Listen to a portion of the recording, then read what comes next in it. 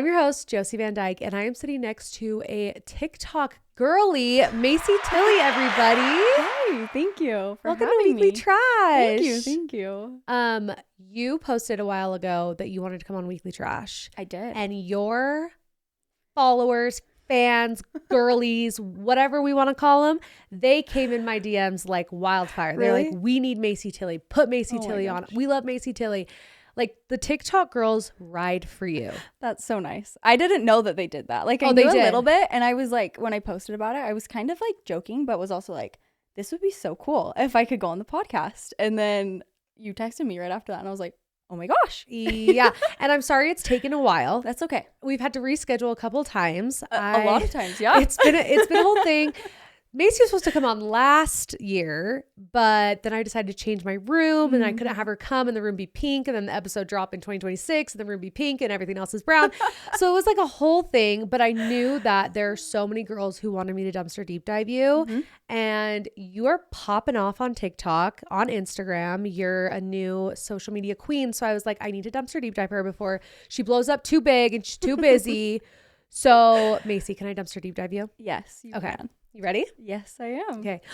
MAYCIE, where are you from? So I'm originally from Arizona. Okay. Grew up in a little small town. I don't know if you're familiar with Arizona, but there's a little small town up there, like in the White Mountains, called Pine Top. So we grew Okay. up there for like half my life, and then Gilbert, Arizona for like junior high school. Gotcha. And then moved, to Utah once. And got you're married. the oldest? Yes, I I'm the remember we talked oldest. a little bit Yeah. at that event about this. I And kind of the only dumpster girl. deep dived her before. Yeah. Yes. Only girl, oldest, 3 younger brothers. 3 younger brothers. Mm-hmm. How was it being the only girl in the house? Honestly, I loved it. Yeah? Like I really did. I remember at like some point wanting to have a little sister, but then once I like hit that point of like, okay, we're not going to have any other siblings, I loved it because I didn't have to share my bedroom. I did share a bathroom. I always shared a bathroom with my brothers. Wait, that's actually way worse than a bedroom. A It bathroom? really is. My son destroys the toilet. really He's is. 5. The pee all around the toilet is Yep. going to be the death of me. Yes, and because I'm the oldest and the only girl, it was like I was always the one that was like cleaning the bathroom, and that was my chore, and so it wasn't fun. That's not fair. It wasn't fun. It wasn't fair, but Yeah. it was okay. It was okay. Yeah. Are you and your mom super close? I would say yeah. Yeah. Like she's in Arizona still, and I call her a couple times a week, maybe one time a week. But But you're the only girls in the house. yes, exactly. So I feel like I would tell her things in high school and would hang out with her, and I loved like when my friends came over and she would like hang out with us. But I wouldn't like. I feel like it's hard because she's far away, Yeah. and so the best way that I can like hang out with her is when I call her or I FaceTime her. Yeah. Are your parents still married? Yes. Okay. So family was good growing up. No like big traumas or anything when you were a kid? Not my direct family, no. Okay. But like extended family, like my mom's siblings, there's lots of divorce and Gotcha. drugs, alcohol. So it wasn't that like that wasn't talked about or I Yeah. didn't see it. But in my direct family, no. So you had a pretty good growing up life. Yes. Mhm. Love that. Mhm. So then in high school, junior high, what kind of teen was MAYCIE? Because you're raised LDS, you still are Yes. LDS. Mhm. Yeah, grew up Mormon, raised LDS. I don't know. In high school, I hung out with a good group of like LDS kids. Gilbert is kind of like a mini Utah in a way. And so there were a lot of like LDS families and kids that I was around and activities that I would go to. And so I feel like I never really, I don't know. I was kind of not like the Jack Mormon, because I feel like that's what people would call me, like the Jack Mormon. But people would be like, oh, MAYCIE's dating another boy. Like, oh, she's hanging around with another boy. But I wasn't also like getting in too much trouble Okay. either. So, Have you ever drank alcohol? No. That's it. Like, Ever? no, never drank alcohol, never vape, never smoked, nothing, never done anything like that. But like I did do some things with boys in high school that Okay. had to go talk to the bishop about. I didn't have sex with them, but Okay. just like, Did you wait other till things. marriage? I did. Mm-hmm. Okay. Yeah. But you were also very young when you guys got married, right? Yes, I was 19. You were 19. Mhm. Okay. Yeah. But you were the kind of girl that had a lot of boyfriends Yes. or a lot of kissing partners. Yes. Preston and his family like to make fun of me for it because he knows a lot of the boys that I've kissed. Oh, And really? yeah, he played basketball in high school. I was friends Okay. with a lot of just like the LDS boys. Like Yeah. we grew up in the same town. Yeah. And so he just knows a lot of them. And Did so- you ever kiss him in high school? No, never. And did you guys know each other well in high school? Yes, we did a little bit. He was a senior. I was a sophomore. Like, Okay. so that was kind of like the dynamic. He was a little bit older than me. Didn't really ever actually hang out with him, but just was kind of around him. We went to prom the same year. I thought you were going to say together. I'm like, no, wait, not you together. literally knew each other. No, my sophomore year, I went to prom with his friend. So it was his senior okay. prom. And so there's like pictures of us together hanging out. It's like for our prom pictures. Yeah, like in the same group. Mm-hmm. Yes. So that's like about it. Like we didn't really ever hang out or anything. Gotcha. Mm-hmm. So did you always envision yourself getting married really young? I did. I don't know if it was just because I was the only girl, that I just feel like I take that like motherly duty. I don't know. Yeah. Like I just feel like it came very naturally. So to me, I was always like, I want to get married young. I want to have kids young. Like that was always the plan. I don't know why. I just felt like it was easy for me with having my little brothers. I always took care of my brothers. I don't know. Yeah. So when you were a senior in high school, what was your game plan? Were you going to go to school? Were you just going to like try to get married? Like what was the plan? So I actually went and served a mission. Okay, I decided to serve a mission. I was, I don't know. I think it was my senior year, or maybe it was my junior year. It might have been sooner. I don't know. But I just remember being in seminary and just being like, I'm going to serve a mission. So that was the goal. That was the plan. I had a boy that I was dating at the time. The end of senior year, it was COVID. So I graduated in 2020. So it wasn't really a graduation. Yeah. It was a little drive-through. Did you do the drive-through graduation? No, we That's did what this. High school did here. This is where it was so crazy. It was so funny and so weird, but we had to come, like they told us, like if you have the last name starting like A through H or whatever, come to this school at this time, and they filmed you walking across the stage, and there was nobody there giving you anything. And then when they like put the video together for graduation, it was like a hologram of our principal. I was like, she was not there. Wait, that's crazy. I was like, there was nobody there. It might have been a boy. I don't even know if my principal was a male or female. I don't know, but that was what our graduation was. So exciting. Yeah. Anyways, COVID had happened, and I'm like getting off on a little tangent. We love tangents around here. If you listen to solos, you guys know we go on tangents. That's true. So we had like that whole summer where we were just like hanging out with friends. People were going on their missions. I put in my mission papers, got my mission call to Salta, Argentina. And I was like, when I go on a mission, I want to go on my mission right when I turn 19, or it was, right when you turn 19. Yeah. So I was like, I'm going to put my birthday as like my 19th birthday. So it was like November 17th. And so that was my day that I could go. I got my call and I opened my paper and it was like, you're called to serve November 17th. I was like, oh my gosh, literally my birthday. Like I'm getting set apart as a missionary and I'm going to go on a mission. But because it was COVID, I had to do home MTC. So I got set apart on my birthday that night. And then I think it was like the next day we started home MTC. It was 6 weeks. It was technically the Mexico MTC because I was supposed to go to Mexico, but it's all closed, so I couldn't. So I did online Mexico MTC, and 2 or 3 weeks into the MTC, I had to get reassigned because nobody was able to go outside of the country for the most part. So I got reassigned to Colorado, and I went to Colorado, and it was hard.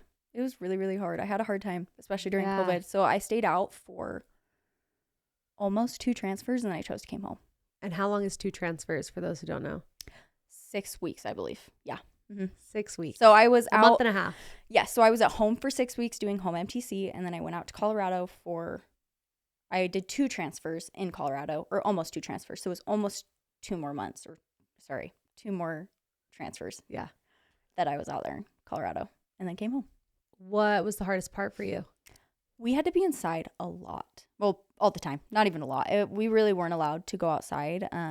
Like we couldn't do, like a typical mission is like you go out, you knock the doors and you get to teach people. It was not like that at all. It was you're at home, you're on your phone doing Facebook, which like we're familiar with social media. Like that wasn't like the hard part about it. It was just like being stuck outside. I feel like I'm a super bubbly, outgoing person. I love talking to people. I love just like, connecting with people, and not being able to do that was really hard. And my mission president was a little bit different. Like I think he was great. He's awesome. But every mission president also has like the chance to kind of decide their rules of the mission.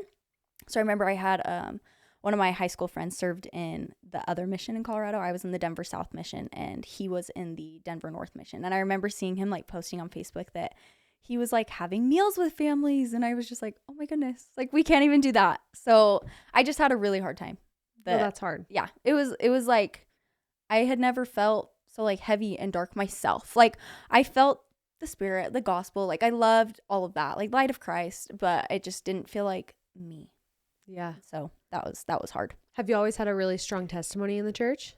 Yes. I don't know what, like, I feel like I haven't really ever struggled with like my faith. I feel like it's like growing up, my parents both grew up members of the church as well, but on my dad's side of the family, his dad left the church. And then on my mom's side of the family, just like a lot of like divorce and like I had mentioned. And so it was just a little bit of a different dynamic, like growing up for me. Like we would go to church, but then my brother had like competitive baseball on Sundays. And so we would like not go to church some Sundays because he had because he had like baseball. I also did dance growing up. I did competitive dance growing up. So sometimes I would have to like be dancing on Sundays. And so I wouldn't say like we weren't like not super active, but it also wasn't like your typical like LDS family either. We were kind of like in between of like, we would go to church when we could. If we had something going on, we wouldn't go. And so like, I lost my train of thought. Where are we going there? You've said you never struggled with like your faith. faith. Yes. Never really struggled with my faith. Like, especially with my parents. I don't know. It's like, it was a little bit different for me because there were phases in my life where my parents maybe weren't paying their tithing, or like I had never been to the temple with my parents before I had to go on my mission. And I remember sitting down and having a conversation with them and being like, hey, I would love for you guys to be able to go to the temple with me before I have to go on my mission. Like I would love for you to be there, but like you need to start paying your tithing. And I think it kind of like put a little perspective in their minds of like, oh yeah, I think maybe we need to make this a little bit more of a priority. Not that it wasn't before, but I think just make it more of a priority in their lives. And I think me doing that kind of helped them. Like I called them the other day. They were at the temple, like coming home, and it's like great. And it's amazing. And I never thought anything negatively of them and about their faith and what they were doing. But for me, for some reason, it just was like easy. And it might've been from other friends and other families and other examples I was seeing in my life too, of like, okay, my parents are great. My family's great. And the way that they do things are awesome. But I also really like the way that this family and my friends do this thing too. So was Preston, your husband, raised super religious as well? Yes. His family is very much the like, I love them so much. But very much like a, your typical Mormon family. Like his dad has been a bishop, has been, lots of like higher leadership callings. Like right now they're mission presidents down in Mexico. So very, very typical. He's got a big, big family. He's the youngest of 6. So very, very typical LDS family. And they're great. I love them so much. So how did you two basically fall in love? Funny, when we were in high school, his mom was a seminary substitute. And so when she would like substitute, she would always put this picture on the TV of like their whole family. And she would do it every single time where she would just like introduce like, oh, this is Preston and this is Rachel and this is Josh. And every time, like we already knew who they were, but I remember one time, excuse me, I need to clear my throat. No, you're clear it up. Thank you. I remember one time thinking like, it would be so cool to be a part of like a big family like that. And I don't know if I necessarily was like thinking that family directly, but like just had that thought of like, it would be so cool. Like if one day that would be like awesome, but I never thought of anything of it. And then probably, I think it was maybe a year later, Preston came home from his mission because of COVID. He got sent home early. He was in South Africa. He had to come home early. Sorry to interrupt, but today's episode is brought to you by MAYCIE Couture. You will never want to buy another blanket ever again. I would know because I've had lots of blankets, and ever since I got that one viral blanket that you see online, the MAYCIE Couture blanket, I am confidently telling you that it is the best blanket ever. Everyone needs to have something as cozy as MAYCIE in their home. There's nothing quite like coming home after a long day and cuddling up with your MAYCIE Couture blanket. They are soft and luxurious, and it feels like a cuddling cloud. Okay, just cuddle it up. There's so many different types of blankets out there, but seriously, nothing compares to MAYCIE Couture. They have the largest selection of colors, sizes, and patterns on the market. They are the creator of the original Hugs blanket, a double-sided, stretchy, and plush style that literally hugs you back. I've never had a blanket that even comes close to my MAYCIE Hugs. MAYCIE Couture is a female-owned business started by a mother who wanted to provide luxurious comfort to her daughter through a tough time. Since 2009, MAYCIE Couture has been able to bring comfort and luxury to homes all over the world. Passionate about giving back to the community, they donate over 30 50,000 mini Minkies to NICUs across the country every year. And lucky for you guys, I have partnered with MAYCIE Couture to bring this comfort and luxury into your home by offering listeners an exclusive 50% off discount. That's right, 50% off. Use your code weeklytrash at checkout for 50% off your next purchase on all full priced items. You can use it in store or online at softminkieblankets.com. Again, use code weeklytrash for 50% off your next purchase and treat yourself to the best blanket ever. Follow them on Instagram for additional deals and updates at MAYCIE Couture. Thanks, MAYCIE, for sponsoring today's episode. He came home and I saw him at like a little like activity where all the college kids go, and just kind of like caught up with him. And then I went on my mission, and then when I came home, he messaged me and was just like, hey, if you ever want to like hang out with somebody, like just like let me know. And I was like, okay, great. But he was in Utah at the time and I was in Arizona. And Because he came here for school? yes and no. He was doing school online in Arizona but moved here to Utah just to like be with friends. Gotcha. So anyways, I came to Utah with a friend like a couple weeks after I got home from my mission, and it was so funny because I called him randomly. Like I was not texting him at all, and I just had remembered that he was like, hey, if you're ever in Utah, like let's hang out. And so I FaceTimed him out of nowhere, and he like ended it right away because he was like, this has to like not be like, why is she calling me? Like what the heck? So I FaceTimed him again, which I don't know why. I was like, why would I FaceTime him to like hang out? Why wouldn't I just like text him? But anyways, called him again. He ended it again because he was like, this has to like not, she has to be doing this on accident. Pranking. Literally. So then I called him, I think a third time, and then he finally answered, and we ended up planning a hangout. And like a week later, we ended up dating, and then we went ring shopping probably like 10 days later after that. And then we got married very quickly after that. How long had you guys been together when you got married? 4 months. 4 months. I know. It was very, very fast. And it just felt right. Like, what about him stood out compared to like other guys you had dated before? Because you had dated a lot of guys, you said. Yes, yeah.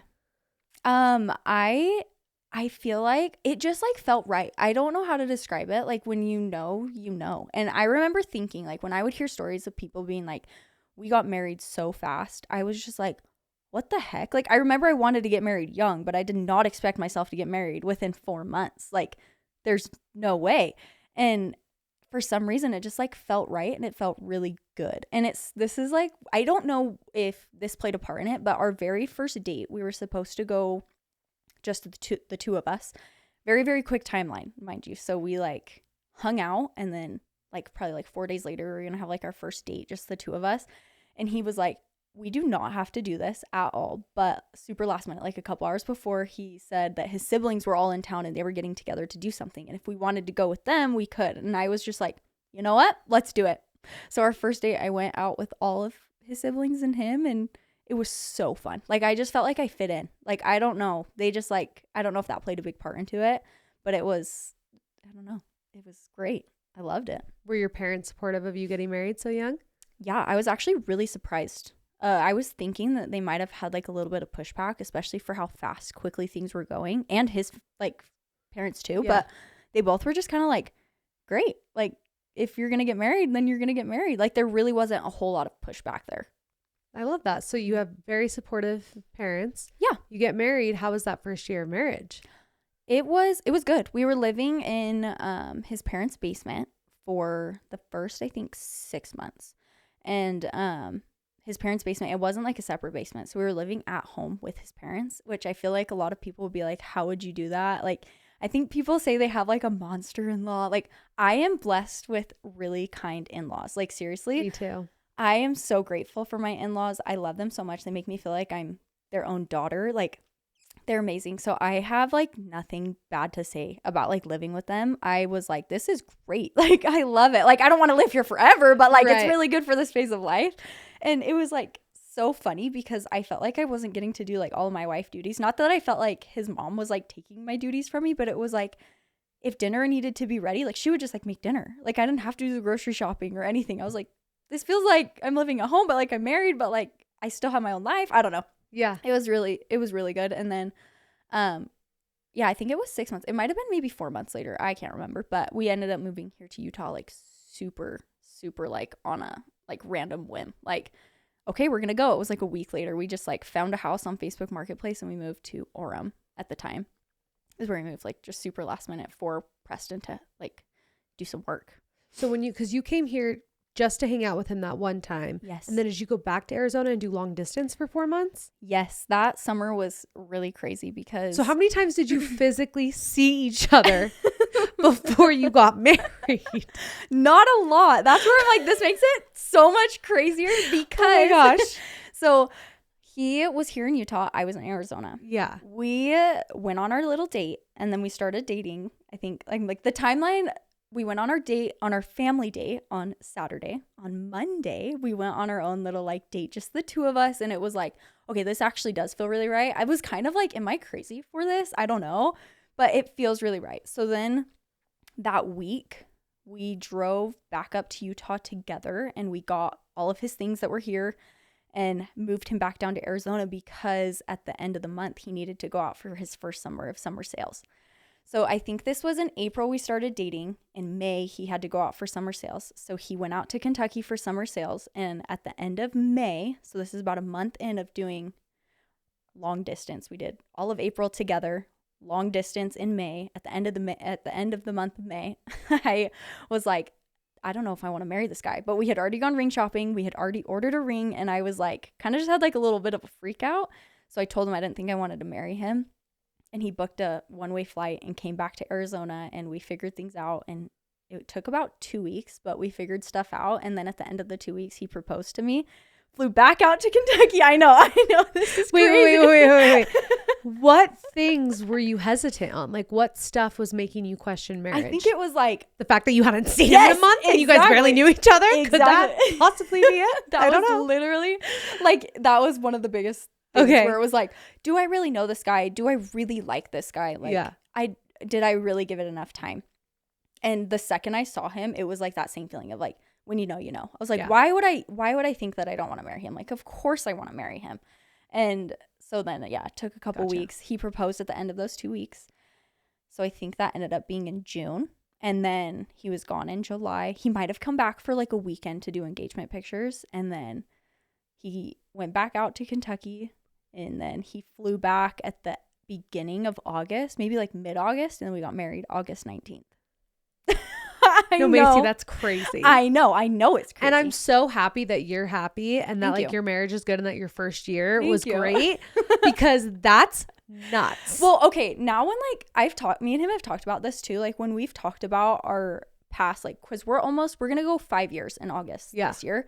When we look back on years like that, I'm like, not that our marriage was terrible, but we really had to learn how to like communicate with each other and really had to like, it was almost like we were getting to know each other still. And it wasn't ever to a point where it was like, we need to get divorced. Like we don't yell at each other, but like we argue. It's like typical marriage stuff. But I feel like we really had to learn how to communicate with each other. And in the moment, it didn't feel like it was like terrible. When I look back, I'm like, I feel like we're in a lot better place now. Not that we were in a terrible place before, but we've grown as the years have gone on. Yeah. Yeah. How has it been growing with somebody? Because I got married really young too. And I feel like in Utah, Arizona, LDS culture, a lot of people get married really young. Yes. And sometimes instead of growing together, you grow apart. So what have you guys done to make sure you guys are growing together and not apart? I really feel like what helps us grow together is his job because he does sales. And so I really do have to, I mean, I always want to be a supportive wife. I support anything that he does.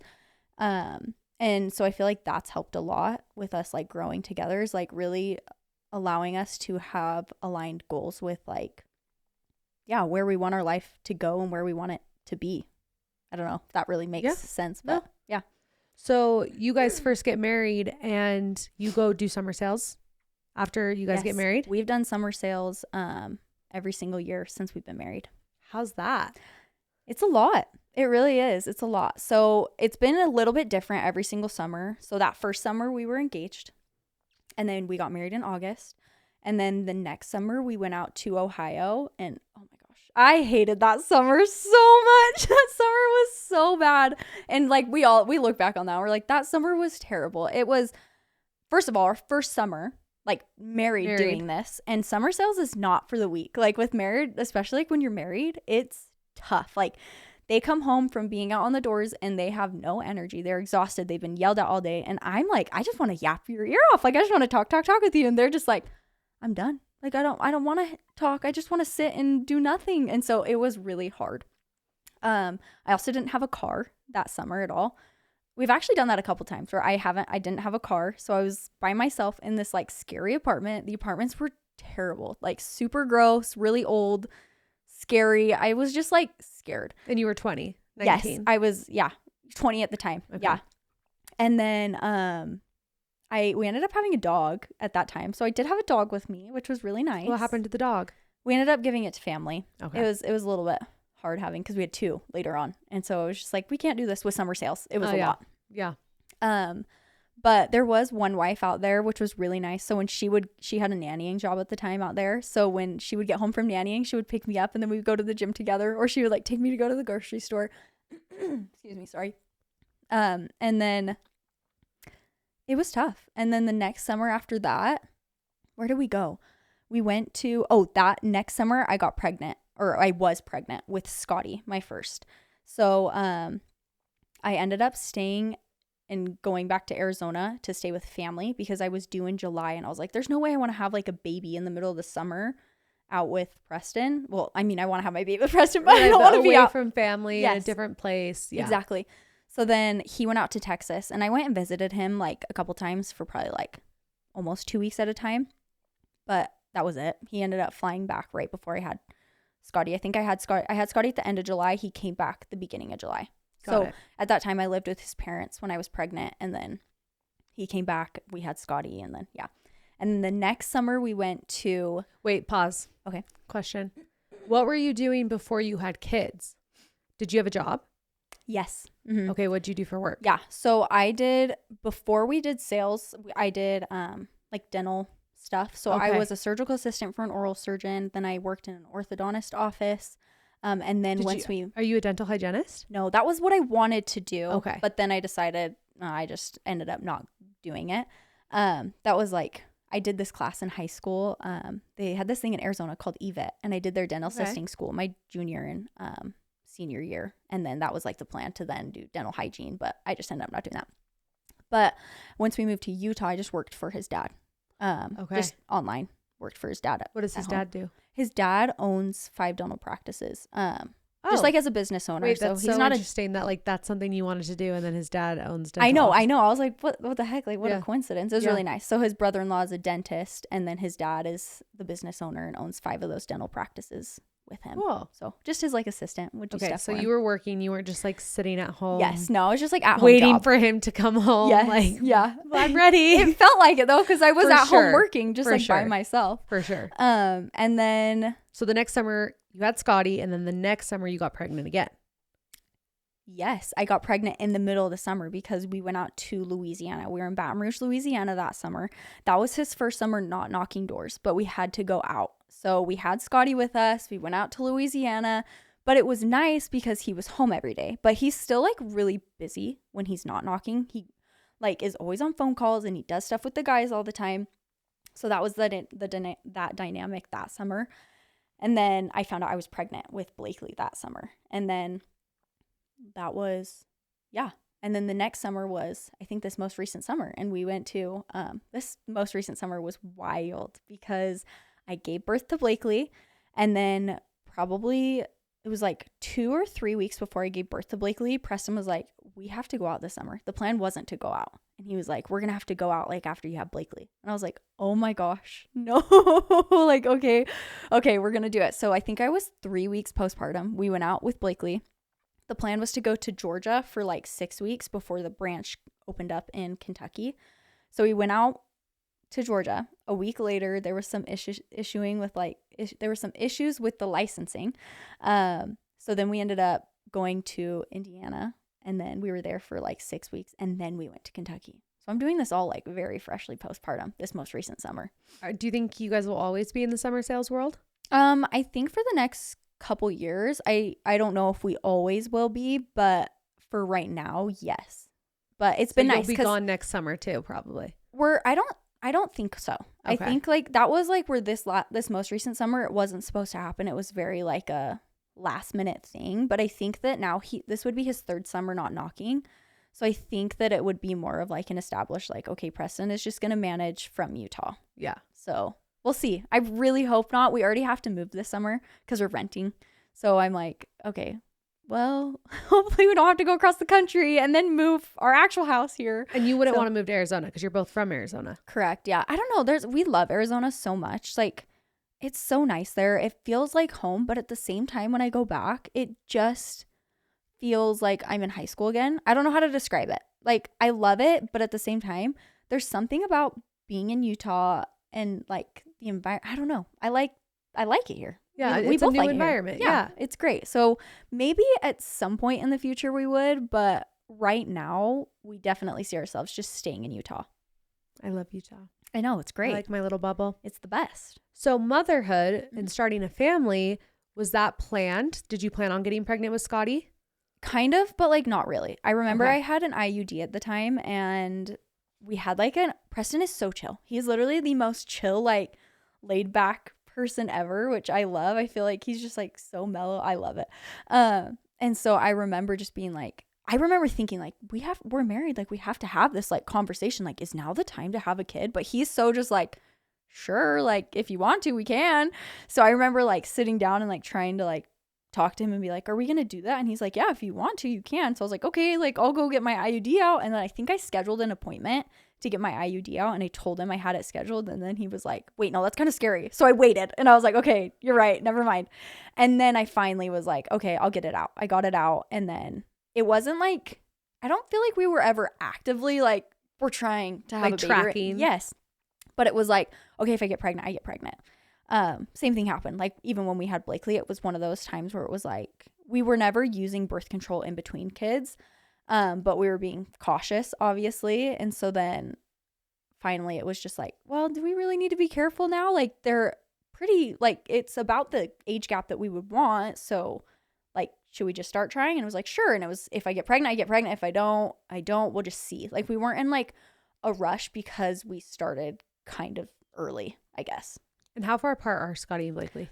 They're 20 months apart. Okay. That's how my first two Yeah. are. How was that age gap for you? Because it wrecked me. Was it easy for you? I feel like it was easy, but I don't know. I almost feel like I have a hard time trying to decide if it was easy because I literally moved when I was 3 months postpartum. So I kind of just was like thrown in the midst of just like, you're doing mom and you're moving. Like that's how you're doing it. So I feel like I did it and it was great. I did end up with Scotty. I breastfed her for 11 months. Oh, wow. It was a long time. And I remember finally I stopped because we went on like a big trip that she couldn't go on with us on. So I was like, okay, I have to stop. So I stopped. And then with Blakely, there was just so much going on because I was trying to do social media and we were moving and it just felt really heavy that I was like, I just feel like I can't breastfeed her this long. So I think about 3 months in, I started bottle feeding her, and I feel like that's kind of what made it easy for me of like, okay, I don't have to like sit down and like nurse her all the time. I can give her a bottle and she can feed herself. And I think that helped me a little bit for sure. Bottle feeding. Fed is best. Whatever you got to do I to agree. survive that 1000%. age gap. That's 202 is not easy. Yeah. And they're like at the perfect stage now where it's so fun. Blakely like has this little personality now, and it's so cute when like they try to play together, and like Blakely just like wants to do what Scotty's doing, and I love it. But then Scotty's just like, sometimes she's like so nice and she loves it and wants to play with her, and then other times she's just like, no, don't touch that, Blakely. But it's like, you guys got to figure it out. You The guys rest are of their sisters. lives, it's going to be like that. And that's where I'm like, I don't know this dynamic. I've never had Yeah. a sister. I don't know what this is going to be like. See, I'm the same way with my kids. My daughter and 2 boys. I've never had a brother. I only have 1 sister. Yeah. So watching my daughter and my son, I'm like, wait, this is so new to me. Yes, it's different. I'm like, even now, I mean, they're so young, but I'm just Yeah. like, this is going to be so different when they get older. I won't know. So we'll just have to see. And I'm assuming you want more kids. Yes. Yes. Yeah. Do you guys have like your dream number? I think between like 4 or 6. Because I'm one of 6. 4 and then he's one of 6. So I'm like, I think that, I don't know. I've always dreamed of having a big family. Yeah. So that would be the goal. But I mean, you never know. Yeah. It's like we might have 3 and then we're like, we're done. Or we might want to keep going. I don't know. Might have 10. Yeah, we might. I don't know. Would you? We'll see. No, I don't think we'll do 10. That's a little too much. That's a lot. That is a lot. That's a lot. That is a lot. Okay, I want to talk about social media. Okay. Because that's obviously how we got here. Yes. And how we've met. Mm-hmm. So if I'm correct, you started your TikTok as like a secret. Like you didn't want anyone knowing, your husband knowing that you had this TikTok. Yes. So what inspired that? Were you a TikTok user before? Like, were you following accounts and you're like, wait, I could do this? Like, how did TikTok come into your life? Yeah. Okay. So I feel like I remember TikTok being a thing in 2020, like before I went on my mission. I just would make like funny little TikTok dances with my friend. Like that was it. And then like I went on my mission, came home, and I just would watch TikToks. And then I don't remember, it was like right after I had Scotty, which was in 2023, that I was like, okay, maybe I want to like try doing this. So I made an account and I saw this girl. Her name is Joy. She posted this like video of like day one of trying to become an influencer. And I was like, that's like so smart. Like, what if I did something like that? So I did that. And this was on an old account. So I was like, I'm just going to try that. I did it. And that account grew to like 6,000 followers. But when I was posting stuff, it wasn't like what I loved. I was kind of just trying to like chase the like how to grow a following, trying to become an influencer.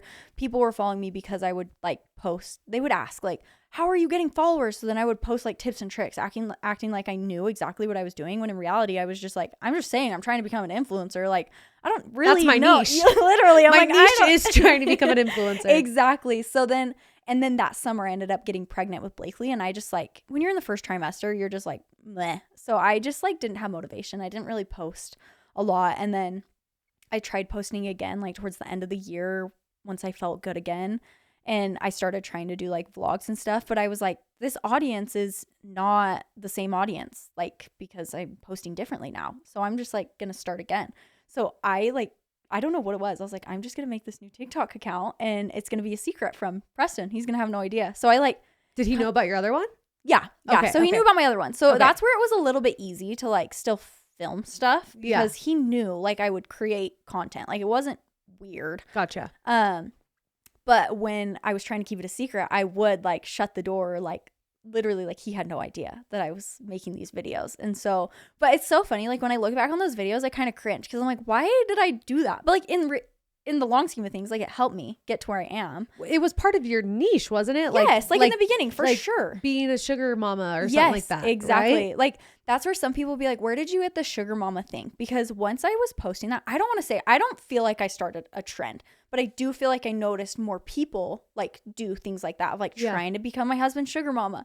And where I came up with that was because on my first initial account, there's this video where I wish I had it. I might have it somewhere. I don't know. But in it, I was trying to tell Preston, I think that first day I got like 300 followers on that old account. And I was like, Preston, I'm going to become your sugar mama. But instead of saying sugar mama, I said I was going to become his hoochie mama on accident. And I was hoochie like, mama? Yes. Title of the episode, Hoochie Mama with MAYCIE TILLEY.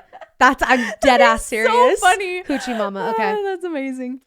So that's kind of where I came up with like sugar mama MAYCIE. Like that was kind of like where I leaned into it. So then I was like, day one of trying to become an influencer, to become my husband's sugar mama on this secret TikTok account. And it was working. In that first week, I grew 13,000 followers. And so that's kind of where. In 1 week. In 1 week. It was literally 7 days, 13,000 followers. Do you remember like, were you posting 3 times a day at that point? Like how often were you posting? Like, do you remember a specific video where all of a sudden it got a lot of traction to get you those 13,000 followers? There were a few. So I remember that. I remember like some of these specific videos. My very first video was me like holding Scotty, and I'm like kind of whispering to the camera and the door shut. Preston's literally like in the other room. Like our house was small, the house that we were living at the time. So I'm like, day one of trying to become an influencer. Like, I don't know why I'm doing this. Like, I don't know why I'm whispering. And I remember posting that video, and I remember thinking probably like an hour later, it wasn't really doing well. Like, I mean, to some people, like 300 views would be like great, but it was probably like a few hours had passed and it was like 300 views. And I remember just being like, why are you doing this? Like, this is so dumb. Should I delete it? That was literally a thought that I had. And then I was like, no, just leave it up until tomorrow. And I think I woke up the next day and I had like over 1,000 views or something like that. And I was like, okay, wait. And I had like a few followers from that, maybe like 20, 50, I don't know, something like that. So then I think the second video that I put, second or third video, I think it was the third video I posted. Yeah.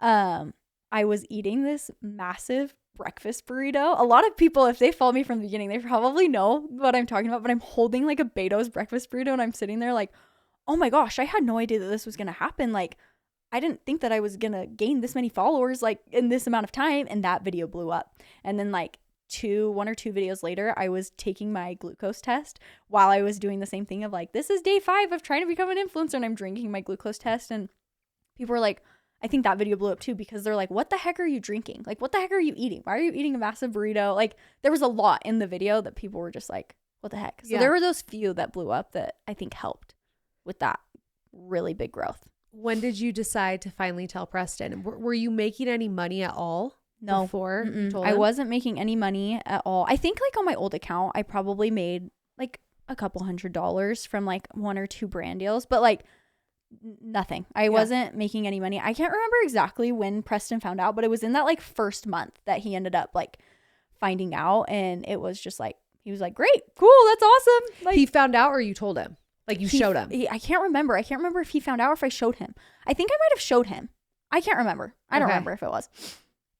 And was he like, cool, are you going to retire me for reals? Like, is that like your plan? Like, do you want to retire your husband and be a sugar mama? Honestly, no. Like, I feel like that was like the joke. But honestly, I feel like just for our dynamic and even for him, like, I really like him being the sole provider of the home. And I know I think he likes that too. Yeah. But it is kind of nice knowing where like I could also play a role of like being super helpful there and be doing something that I love at the same time.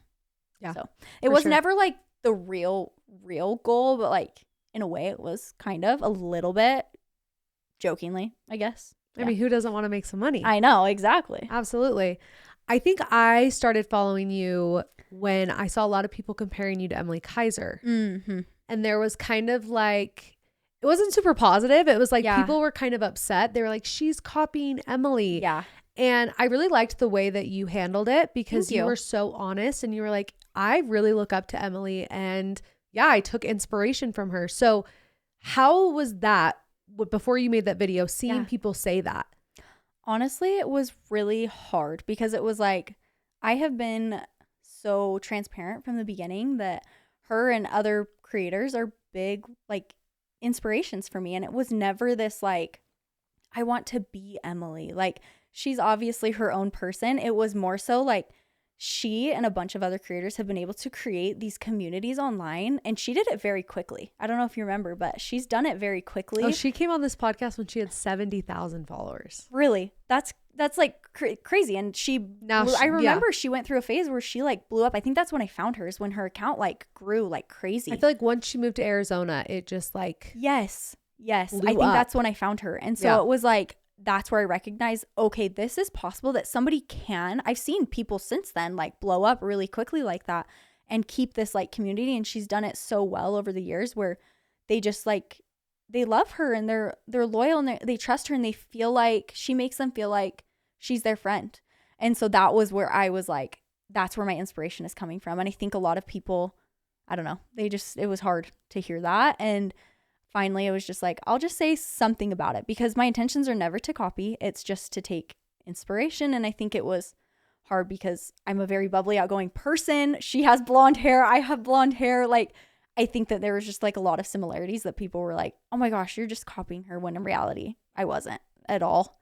And so. Well, and I think she even has stories like that too, when she was, a smaller creator that people thought she was copying. I think every influencer at one point gets accused of copying, because there is so much you can do. Like, there really isn't a lot of original ideas. Like, there is, obviously, but one person takes it and then another person tweaks it and then another person tweaks it, and it all is kind of the same thing. It's just a little bit different. And I've heard a lot of people say online, like, if you want to grow, find a content creator you like and kind of mirror it, which a lot of people have different opinions on, because it's like, well, don't copy them. But as long as you make it your own. And you give that person credit. Like, that's why I really appreciated your video, because you were like, I'm not going to sit here and act like Emily Kaiser isn't the GOAT. And I'm like seeing her videos and being inspired by it, because a lot of people would have gotten like defensive and been like, no, I'm not. No, I'm not. Yes. But you're like, no, of course I see your videos. And of course I'm inspired by it. I remember just being like, so I think what really like, I was really nervous about, like, I was like, well, what if she thinks that? And I've never met her, but I remember, I don't know when it was, but at some point after all of that had happened, she had just become friends with me on social media. And I just remember feeling this like, okay, wait, maybe she doesn't feel it. And I think that's where I was more worried. It wasn't like, okay, if people want to think that, that's fine. But I don't want another creator online to actually feel like I'm copying them when my intentions are never to do that. Because I take inspiration from her and a lot of other people. So it's like, it's not like, oh, she's the only person that I take inspiration from. And that's where I felt like really nervous about it. And that's where I wanted to be super honest and transparent with people. Like, I've always said it from the beginning. Like, there are people that we take inspiration from. That's what social media is. That's what we do, is to try to inspire and influence people. So Influencing. exactly. Who else did you take inspiration from? I feel like just like all of those basic, they're not basic. All of, the basic blonde, cute TikTokers. Okay, so all of them. Like, okay. Like Courtney Cahoon, Ken Craddock, Tori Halford, Kylan Setner. There's so many of them. Yeah. Like, they're just, I love these communities that they've been able to build, and these like lifestyles that they've been able to like make real life for them. Yeah. So I don't know. That was just, there's so many of them. It's so inspiring. Yeah. Like, and the funny thing too is a lot of the times women are the same people tearing down other women. Yes. Because influencing is a woman dominated career. Yes. And it's just unfortunate that women are also the ones tearing these other women down and making them feel cringy or stupid or all of those negative things. Yes. That's what makes me so sad, is like when I see negative things online, my like initial thought is like, I just feel so bad. Not like in a way of like, I feel so bad for you. Like, it's like, I just feel a little bit bad, like that you would think that saying something like that to somebody is okay, and to like make somebody feel a certain way like that is okay. Like, you wouldn't want somebody saying something like that to you. Like, it in my mind, I'm just like, I could never think of like, not even the things that people have said about me, but just like what I've seen other people say about other people. I'm like, I could never think of saying something like that to somebody. And so it just like makes me sad of like, I feel really bad of what's going on in your life that's making you feel like you have to do something like that. And I just want to give them like a hug, because I'm just like, I just feel so sad for them. I don't know. Do you get hate? Not a lot. There were a few times when there were things like that blowing up on social media where I've had certain videos, or when that was big with the whole Emily thing, but not on like a day-to-day basis. No. That's like, good. Thankfully, I'm really, really grateful for that. I feel like I've been able to build a really kind and grateful, like, I'm really grateful for that community that I've been able to build. I don't know what I would do if I had a really lot of hate. I don't know. Yeah. I feel like social media can bring out a lot of insecurities. Oh, yeah. Have you noticed that at all? Because you went from never really showing yourself online in that way to now every day you're posting content. Yeah. Is that hard? A little bit. I feel like social media specifically hasn't brought in, I don't know. I'm like, maybe it's brought out some insecurities for me, but I don't know if they're like physical insecurities. It's more of like, I feel like an imposter syndrome in this like influencing world, especially here in Utah. It's so big here in Utah, and I just feel like imposter syndrome. And I think that's where my biggest insecurity comes from. Not that I don't have physical insecurities, but that's what social media has brought on to me. So I'm really hard on myself of like, is my content actually good enough? Am I really doing what I should? Like, why is this video not doing well? Why did I not say the right thing? Like, I just kind of get hard on myself with certain things like that. Do you feel like social media has become less fun because of that? Because I know for my example, when I started the podcast, numbers didn't really matter. Yeah. Because it's just exciting and it's growth.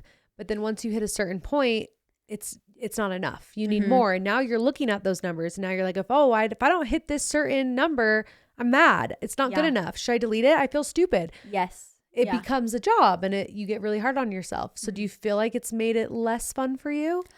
There have been phases. There have definitely been phases where I'm like, this is not as fun. I feel like I'm not as excited to do what I like to do. But there have also been times where I've realized like it's okay to still like give myself breaks, but also because it's my job, you still kind of have to push through those phases. There have been times, like I remember I did one video. I used to meal prep for Preston's entire sales team this like past summer. That brought in, if people have also, they've seen those videos, they would know. Those ones did pretty well. And I remember the very first one that I was going to post, I was like, I am not in the mood to post this. I'm not in the right headspace. That video blew up. And I was like, oh, okay. So it's like, it kind of goes both ways of like, there are phases where I'm not excited and it's okay. And I give myself grace and like, I won't post, but then there's other days where I just do it anyways. And sometimes it works out, sometimes it doesn't. And that's just like kind of what comes with doing social media. For sure. Mm-hmm.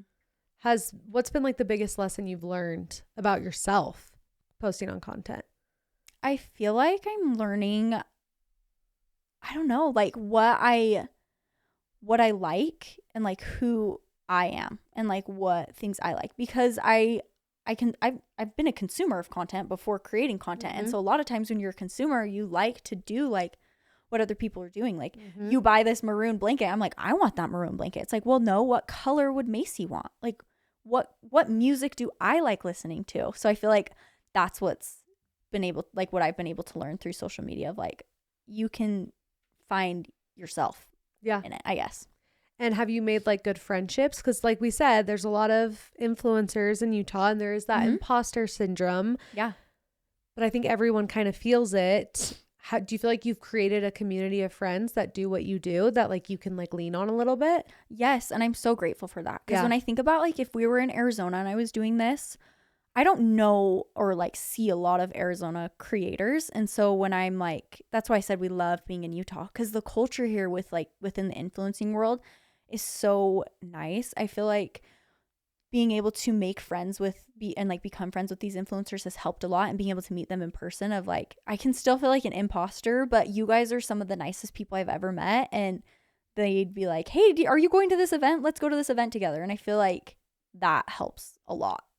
And I feel like there's a lot of really good people here in Utah in the influencing world. There's a lot of people that talk about how negative things about these Utah influencers. And I'm like, what are you talking about? Who are you talking about? Because every single person I met is so kind. And I've had an opportunity. I'm so grateful that I've had the opportunity to meet so many of them and hang out with them one-on-one, whether it's at an event or not.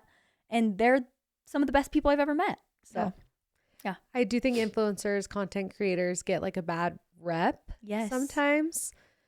And I also think it comes from like a place of jealousy, because influencers do live a very lavish life. They get a lot of perks. And now you're in that world where you're seeing those perks.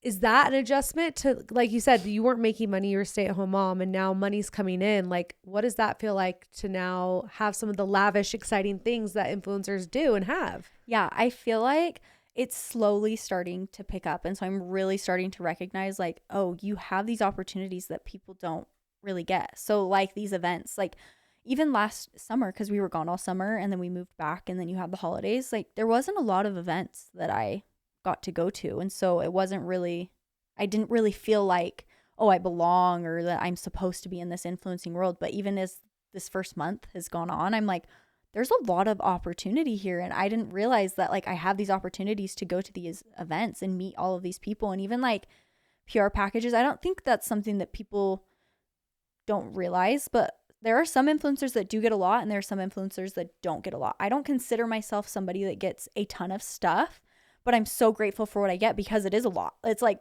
something is more than nothing. And I feel so grateful and so thankful that I have these opportunities, because I wouldn't have it if I didn't have the community that I have. And so it's like this. It's like I wouldn't be here if it wasn't for my community and these people that support me. And so it's like kind of this weird adjustment that I'm trying to like figure out and realize like this is your life now, and it's going to keep getting bigger at some point, or the ball might keep rolling at some point. So when did you get management? I got management in May of last year. So it was about, I created the TikTok account that I'm on now in December of 2024. And then, in 2025 of May, I had management. So pretty quickly, I had like 70,000 followers by then, I think. Yeah. And I got management. And then you also had to pick up on followers with your Christmas stuff, because you never decorated for Christmas before. I know, because we move all the time. Were shocked. I know. People were shocked. Did you have a good Christmas? We did. We loved it. It was so fun. We had Preston's brother came in town with his 6 kids and his wife. There was a lot of people at our house. A lot of people. Good thing you decorated. I know. It was perfect. And then like 2 days after they left, my family came in town with 2 of my brothers. Or my mom and my dad came with my 2 little brothers. So it was just good old family time. Yes. It was really fun. It's so fun to watch you grow. And like you said, the ball's going to keep rolling and you're going to keep growing and it's going to get bigger and better and more exciting. Mm-hmm. With that being said, though, what advice would you give to moms that want to start content creation? Because like you said, you just one day you're like, I'm going to start this. I'm going to do this. And it is scary, but it's paid off for you. Yes, exactly. I think like my biggest piece of advice is to just start and to just go for it. And then like we talked about, find creators that you feel like your life kind of is similar to, so you can get an idea of how you would want to create content, but also create it in a way that feels like you and that resonates with you. Because you don't want to copy paste somebody either. Because like I've seen people do that to me and other creators, and that's okay if somebody's going to do that. Like I take that almost as like a compliment when somebody like, yes, I'm like, thank you so much. Like that's so kind, and I'm so like, thank you.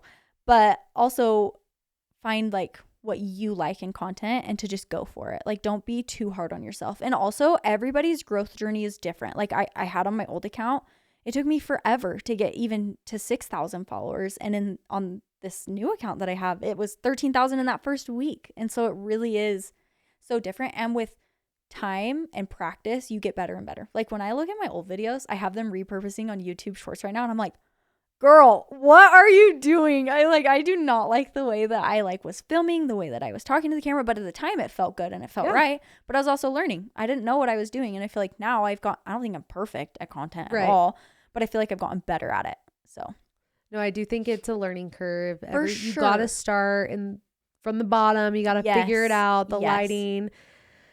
I mean, I hate using the back camera, and all you influencers use the back camera, and that back camera is going to be the death of me. I look like a completely different person. I had to get used to it. I literally used to only do the front camera. That's where all these old videos are like front camera. Yeah, they're all front. Mine are all front camera because I would rather get no views than show you my back camera face. My back camera face is not the same face as my front camera. But what's funny is I realized like I don't think people recognize that. Like I would look at it and I literally would have the same thought. I would be like, you look weird, MAYCIE. Like, what the heck? And it's like, no, you don't. Like, you literally look the same. And now I'm used to it. Yeah. But even now, when I talk to the camera, sometimes I'm like, I feel awkward. Like, where do I look? Like, I'm looking at the back camera. Like, you just get better with time. Yeah. But I don't feel like anybody's ever perfect at it. No, it's hard. It's intimidating. It is. What kind of message do you hope people gain when they follow you on social media? I think my biggest thing is wanting people to feel like they have a comfort place, and like I just want to be like a light on social media. Like I've posted that before. I remember doing like a get ready with me specifically where I'm like, one of my biggest goals on social media, like of course like everybody's like, yes, I want followers and stuff, but like I think it would be great and it's amazing to like have a lot of followers, but the followers don't matter if I'm not really like making an impact in your life. Like not that I'm like, yes, I want to make an impact in your life, but it's like I just want to feel like a light and a little safe space for you, because there's so much like darkness in the world and online. Yeah. Like especially I feel like the like media and social media, like it all can be so fake sometimes. And I know social media is a highlight reel for sure. And so I try to share like my honest mom thoughts and like how I'm feeling in the moment, but just like knowing that if they've had a long day, like I've had when I wasn't creating content, even now when I do create content, there are like people that I love to just go and watch, because it's like, okay, this is me time and I feel like it's a safe space and you feel like a friend and I can just like watch your videos. And that's what I hope to like be for other people. Because your page is very positive and happy. And like you said, social media is a highlight reel. Yes. Mm-hmm. Would you say that your social media is a pretty good representation of your life? Yes, I feel like I really try my hardest to be very open and honest about our life and just about like my inner thoughts and things like that. I mean, if Scotty is crying, I am not going to put the camera up and film Scotty and like post these like negative things about her. But I feel like overall, I feel like I tend to be a more positive person. I feel like I get a little bit anxious and things like that. And if I am feeling a certain way, I'm trying to get better at opening up and talking about those things. But Preston and I always talk about this. It's like, if I'm feeling a certain way, me dwelling on that feeling is not going to help. And so it's like, I really try to dwell on those like positive things instead. And that's what I really try to my page to be. So I really try not to focus on like controversial things and that kind of stuff, because I'm very much the type of person, like, we could disagree on something, but you can still be very kind and loving to somebody. So it's like, why not be positive? Like, that's the positive outcome of things. Love that. Thank you. Do you feel like you would ever want to like start a brand? Maybe at some point. I have no idea what that brand would be, but I was thinking about this, and I was talking about this with Preston the other day. I was like, the most perfect. Oh, I was talking to Montana about this too. That's why I started talking about it with Preston. We were talking about Amber Filler Up. Yes, she's the blueprint. Like, she literally is the blueprint of like, you go online, you create this community. I don't know if I would ever want to stop doing social media, but she did that. She built this community. She built this platform. She became the face of her brand, Day Hair. And then she like doesn't even post on social media anymore. And you're she's like, gone. She's off. Yes. But like, she now has this successful brand. And so I'm like, I think that would be cool at some point, maybe, to do something like that. But that's not like my goal right now. Really, my goal right now is to create a community where people feel welcome and feel loved and feel the light online. And I feel like you do have a community that loves you. There's that parasocial relationship. Mm-hmm. Does that ever make you nervous though, knowing that your career stems off of people liking you? Like I've said this before, it's hard for me feeling like, okay, I don't want to offend anyone. And my stuff is a little more controversial than yours. You are very bubbly, happy. I'm not. But it is a scary thought knowing like I have this parasocial relationship with a lot of people and they care about me. And sorry to interrupt, but today's episode is brought to you by Bohm. Bohm is one of everyone's favorite places to shop when they want pieces that feel elevated, but also still effortless. Their clothing is feminine, flattering, and actually wearable for real life. Whether you're dressing up for a date night, putting together a cute everyday outfit, or just wanting to feel a little more confident walking out the door, Bohm has got you covered. I love that Bohm's pieces are timeless, but still on trend. You can mix and match them, wear them on repeat, and always feel put together without overthinking it. So if you're ready to refresh your wardrobe this February, or you just want to treat yourself to something that makes you feel good, or maybe something feminine for Valentine's Day, check out bohm.com and you can use code TRASHER20 for 20% off. And thank you, Bohm, for sponsoring today's episode. Today's episode is also brought to you by Shed, the easiest way to start your weight health journey. With Shed, it only takes 3 minutes to get started.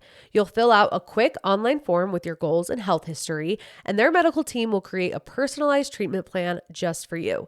Everything happens online. No doctor's offices, no pharmacy lines. Your FDA-approved medication ships straight to your door. And the best part, you're not doing it alone. Shed pairs you with a dedicated member success team to help you track progress and stay motivated along the way. Clinically studied treatments, no insurance required, and zero hassle. Get $100 off your first month by using the link in the show notes. Shed is making health simple, effective, and actually doable. Thank you, Shed, for sponsoring today's episode. Yes, this is exactly what Preston and I were talking about yesterday, because there were a lot of heavy things online yesterday.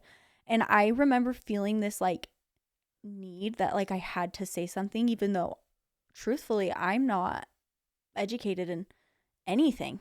And it just feels like I have to say something to make sure I'm making everybody and like me. When in reality, it's like, it's okay if people don't like you, but I also don't want to share my controversial opinions, because in the end, it's just like whoever likes you, and whoever doesn't. And so it's like, why would I create this tension online that doesn't need to be there? I don't know if that even makes sense, but no, it makes sense. It can be a little bit heavy. There are like sometimes for sure where I'm like, oh my gosh, not that necessarily I'm like, they have to like the way that I look, but it's like, do people like me? Do they like my personality? Like, that's what is hard about it, of like, because you're not going to be everybody's cup of tea. Yeah, that's where it's like, but you want people to like you. And I think all of us can agree, like, you want people to like you. Like, if you don't care if nobody likes you, I don't know. You guys, I don't know. If you don't care, people like that, I'm just like, you're amazing. But I'm like, I'm one of those people who do care. Not unaware I'm like, I need every single person to like me, but it feels heavy when somebody obviously openly will share like they don't like my content or don't like who I am as a person. I'm like, okay, great, thanks. They usually don't know you. Exactly. Yeah. And you have to. But that's where like that's where I'm trying to learn, because I'm so new to this of like, okay, this person really doesn't know me. And that's where like I sit and talk to Preston. He's so logical, and I'm just like, thank you for putting me back on the path of like knowing where my mind should be, because I can be a little bit emotional sometimes. So I'll take it and I'll think about it, and it just turns into something big. And he's like, MAYCIE, sit down. Like, it's really not that big of a deal. You don't need to let it bother you that much. I'm like, oh yeah, you're right. You're right. When he started a social media account. Yes, he did. How do you feel about that? I think it's so fun. I love it. He loves it. He's like, MAYCIE, you need to help me. I'm like, okay. So like, I'll help edit videos with him. And then he'll be like, I edited this video down to like 5 minutes. And I'm like, bro, if you could edit to 5 minutes, you could do it to like 2 minutes. And so I'm like trying to get him to do it on his own too. But I also love being able to help him and like teach him, because it's just like fun for him. He's like, I should just try it. So I'm like, okay, go for it. Is that something he's become passionate about now too? I don't know if he's passionate about it, but it's definitely something that he has fun with. Like, especially when he'll do like little videos with Scotty of like date nights with Scotty, or like he posted this one video the other night of him doing it was single dad night. And there was a bunch of people that follow me that saw it, excuse me, and they were like, single dad, like what's going on? And he was like, I mean solo dad. He loves the rage bait. Like he'll literally be like, MAYCIE, let's do this thing. I'm like, do you know what that's so like rage bait. I don't do rage bait. And he's like, but it's so funny. And I'm like, okay, you do you. I love that. That's fun that you guys can have that in common though. And you guys can like it's talk fun. about it and edit it stuff. Yes, it's fun. If my husband ever posted on social media, I'd be so confused, because he doesn't even know how to work his camera. Well, I was so shocked. I was like, you want to do content? He's like, yeah. So it's like, I'm trying to teach him. Like I can tell he is not the type of person that likes to be the center of attention at all. He is very much the like quiet, mellow, chill kind of guy. And so when he said he wanted to do it, I was kind of surprised, because in the past, like I'll have him be, or like if he wanted to be in a video, he would be in it, but he's just not comfortable doing it like I am. Like it comes a little bit more easier and more naturally to me. So it's something he's trying to learn, but it's also not like he's just trying to make a career out of it. It's more so just like kind of for fun, trying to build a following, but creative outlet. Yes. Yeah, exactly. So what's been your favorite experience in this content creation world so far? I think being able to like meet new people and going to these like cool events. Like I remember before, I think it was when Courtney Cahoon had her activewear collection. I think she was the first. I don't know if I'm pretty sure she was the first one, but I remember her posting a video of her like being on the billboard, and I remember seeing like the activewear dinner, and I was just like, that would be so cool to be like at like an activewear dinner or something like that. So I remember when Tori messaged me and like invited me to go to the That's where I dinner. first met you. Yes. Yes. I just remember being like, oh my gosh, no way. And we were living in Kentucky at the time, and she invited me, and I was like, I need to fly out to Utah to go to this. And I kind of felt dumb. I remember doing the get ready with me before and being like, I feel dumb. Like, what if these I knew there's gonna be other big creators there that I hadn't met yet. I was like, what if they think like I'm so silly for flying out here to come to like this dinner event? But like, I didn't feel like that at all. Once I like met people and talked to them, I was like, oh my gosh, nobody made me feel that way. But that was like, I had never met anybody before. So that was like my thoughts before. And so being able to like go to things like that, where I'm just like, I never thought I would have opportunities to just do things like that. It's been so cool. No, you're living your best life. And I think there's so many girls, women who are following you who see like, oh, if MAYCIE did it, I can do it. Like she started from 0 too. And I think everyone forgets that everyone starts at 0. Yeah, like they do. I really do think people, they don't even think about it. They're like, oh, they have millions of followers. Yeah, but they used to have 0. Yeah. Like everyone starts with nothing. And I think you've done such a good job of showing that it's capable. Anyone is capable of doing it. And you've done such a great job. Thank you. And I love seeing the growth. It's just like you said, it's going to keep going. And I'm excited. I'm excited for you. We'll see where it goes. I don't know. It's like, it comes in waves. Yeah. I think that's what people don't realize that either. They just think I blow up all the time. And I mean, I am so grateful for these big phases where I've had like that first week, I grew so much. And there have been like when I had my Christmas decorations, it grew a ton.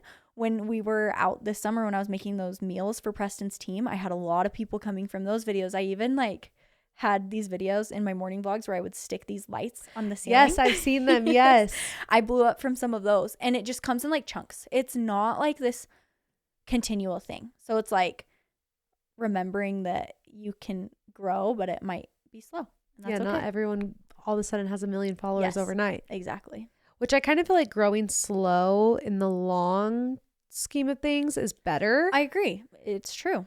Because that switch from like not viral to all of a sudden viral. I mean, you've had viral videos, you know what it's like. Yeah. The comments, it gets crazy and it's overstimulating and you're like, oh my gosh. And it's a chaotic feeling. Yes, it is. And that would be hard to all of a sudden go from, a couple 100,000 to now millions of people looking at you and watching you.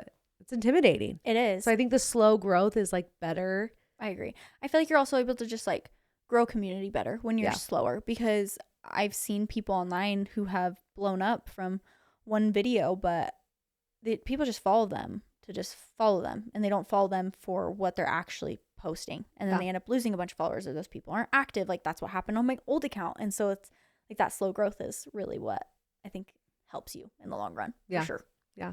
Well, I'm excited. I'm excited to see all the things you do. Thank you. And everyone is obsessed with you. The trashers, so nice. Your community, lots of them are trashers, and they were in my DMs. So I know they are going to be so happy when they see this comes out. You guys are so nice. Thanks so much for letting me dumpster deep dive you. Thank you. This was so fun. I had so You're much a doll. fun. And I do want to say, I think in 5 years, I'm going to still be doing this podcast in 5 years. Okay, guys? I want you to come back on, and I have a feeling your life is going to be very different, but in a good way. Okay. I think so too. I'm gonna take that energy with me and be like, yes. I think there are gonna be 1000%. some very big changes. You're so young. And I just see the next 5 years of your life being very transformative. And so you need to promise me in 5 years, you will come back here. I promise. And I have a feeling it's going to be you're going to listen like back. Exactly the same. No, you're going to listen back to this episode and be like, oh my gosh, so many things. Who is she? But not bad things. Not bad things. I just see like there's so much that's going to happen in your life still. And I'm excited to see it unfold. And even though I'm not that much older than you, I'm only 30. I just like, I can already see like the big exciting things that are going to happen for you. So Thank you. You're so nice. I'm glad that I got to be one of the first people to interview you.